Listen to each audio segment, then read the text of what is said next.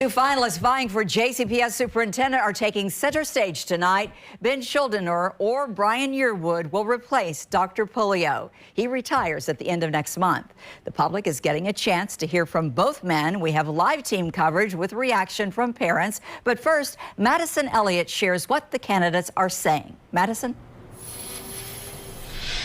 Two forums, one just wrapped up here at the JCPS Center for Professional Learning, where candidates had 20 minutes to speak, and then they took questions from the public.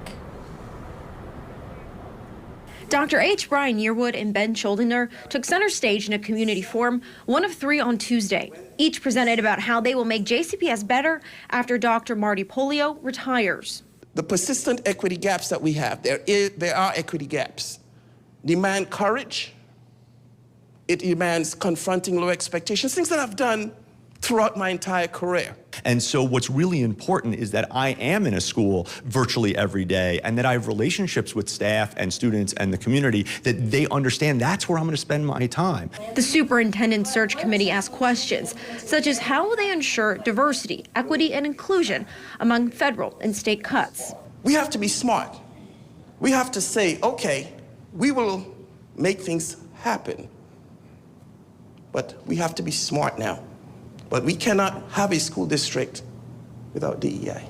The idea is there are people that say a word and they think something differently than the word actually means. And it's our job to educate folks. It's our job to sit down with our friends across the aisle. Schuldiner also talked about teacher retention. But if we're not serving them, then we've got to figure out, are there certain schools that they don't feel loved in, they don't feel supported, they can't do their job, are we too micromanaging? Who knows what it is? The other thing, too, is it might just be salary. We've got to look at that. Yearwood addressed the previous separation agreement he has with his former district, where he retired with 3 years left on his contract. I was okay with that because I knew my skill sets and I knew what I'd done and my track record of turning around schools, districts.